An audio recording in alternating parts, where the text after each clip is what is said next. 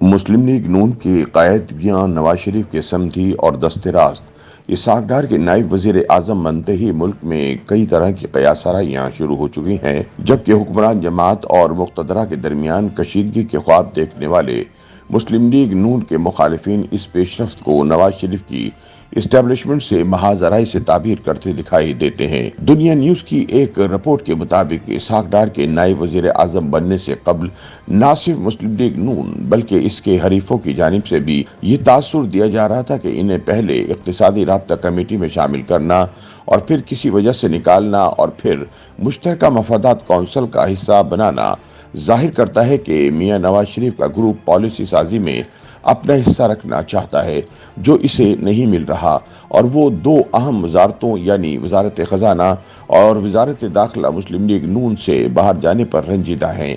یہ تاثر بھی تقویت پکڑنے لگا کہ نواز شریف شاید اس حکومت سے خوش نہیں اور شہباز شریف کی حکومت کے فیصلے نواز شریف کی مرضی کے خلاف ہو رہے ہیں۔ تاہم سوال پیدا ہوتا ہے کہ واقعی حکومتی سیٹ اپ میاں نواز شریف کی مرضی کے خلاف بنا تھا۔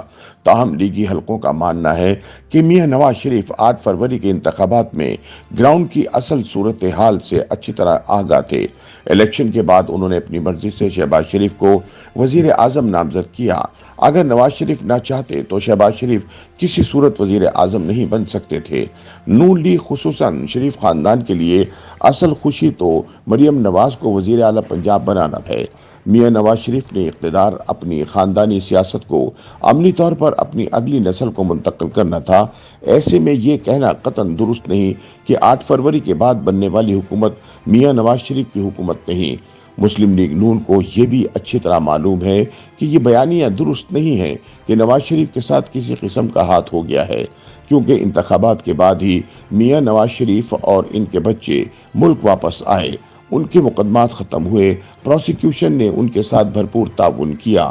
تحریک انصاف کے مقابلے میں مقبولیت کم ہونے کے باوجود اہم ترین صوبے پنجاب اور وفاق میں ان کی جماعت کی حکومتیں قائم ہوئیں۔ اس صورتحال کے سب سے بڑی بینیفیشری جماعت مسلم لیگ نون ہی ہے۔ مبصرین کے مطابق نون لیگ کے پاس حکومت ہے، ہر طرح کی سپورٹ ہے، اگر نہیں ہے تو بیانیہ نہیں ہے۔ یہ بیانیہ کارکردگی کا ہونا چاہیے، مگر ملک میں بیانیہ سازی کا سب سے آسان طریقہ نام نہاد مزاحمتی سیاست بن چکا ہے۔ یہ مسئلہ صرف نون لیگ کا نہیں، ہر جماعت کا ہے، کیونکہ کسی بھی سیاسی جماعت کے پاس نہ تو ٹیم ہے نہ ہی کارکردگی۔ ایسے میں بیانیہ بنانے کا سب سے آسان اور سستا طریقہ مزاحمتی اور خود کو انقلابی ظاہر کرنا ہے۔ یہی صورتحال پاکستان تحریک انصاف کی ہے، جس کی سیاست مکمل طور پر مزاحمت پر مبنی ہے، اور جن کے خلاف وہ مزاحمت کر رہے ہیں ان سے ہی مدد بھی مانگ رہے ہیں اور دوستی بھی کرنا چاہتے ہیں۔ تحریک انصاف کے رہنما شہریار آفریدی نے اعتراف کیا ہے کہ بانی پی ٹی آئی تو مقتدرہ کے ساتھ بات کرنا چاہتے ہیں، مگر مقتدرہ کی جانب سے کوئی جواب نہیں آیا۔ مولانا فضل الرحمان کی مزاحمتی تحریک بھی مقتدرہ کی جانب سے لفٹ نہ کرائے جانے پر ابھر رہی ہے۔ اسحاق ڈار کے نائب وزیر اعظم بننے کی بات کریں اور اس کے اثرات کو دیکھیں تو یہ امر بھی بہت دلچسپ ہے۔ اسحاق ڈار کو نائب وزیر اعظم بنوا کر میاں نواز شریف گروپ نے دراصل حکومت کی مکمل طور پر آنرشپ لے لی ہے۔ اب کم از کم ایک مخصوص گروپ یہ تاثر تو نہیں دے سکے گا کہ یہ حکومت میاں نواز شریف کی نہیں، شہباز شریف کی ہے۔ کابینہ سے باہر رہ کر ٹی وی انٹرویو میں دھماکے دار بیانات دینے والے رانا ثناء اللہ کو بھی وزیر اعظم کا مشیر بنا کر وفاقی وزیر کا درجہ دے دیا گیا ہے۔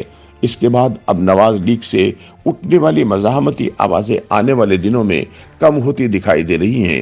دوسری جانب پاکستان کے آئین اور قانون کی روح سے ڈپٹی وزیر اعظم کے پاس نہ تو کوئی اختیارات ہیں اور نہ وہ کسی کی غیر موجودگی میں کسی کا متبادل ہو سکتا ہے۔ یہ عہدہ کسی کا سیاسی وزن بڑھانے اور اعتماد بڑھانے کے لیے تو ہو سکتا ہے، مگر اس کی انتظامی طاقت کچھ بھی نہیں۔ مقتدرہ کو اسحاق ڈار کی بطور نائب وزیر اعظم تقرری پر کوئی اعتراض نہیں، بلکہ اطمینان ہے کہ اب تمام اسٹیک ہولڈرز قومی فیصلوں کی آنرشپ لیں گے۔ اسحاق ڈار کے ڈپٹی وزیر اعظم بننے سے البتہ یہ تاثر زائل ہو گیا کہ نواز شریف اور میاں شہباز شریف کی پالیسیوں میں اختلاف ہیں۔ نون لیگ کو حکومت ایسی صورت میں ملی ہے جس میں اس کے پاس ماضی جیسے بلنڈر کرنے کا مارجن بہت کم ہے۔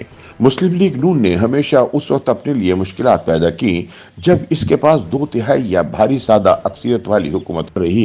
इस मर्तबा का मॉडल हुकूमती सेटअप को तवील अरसे चलाने में माविन होगा, मगर नून लीग के सियासी मुखालिफिन उस वक्त का इंतजार कर रहे हैं कि कब हुकूमती जमातों की मुक्तदरा के साथ लड़ाई हो और उनका चांस बने।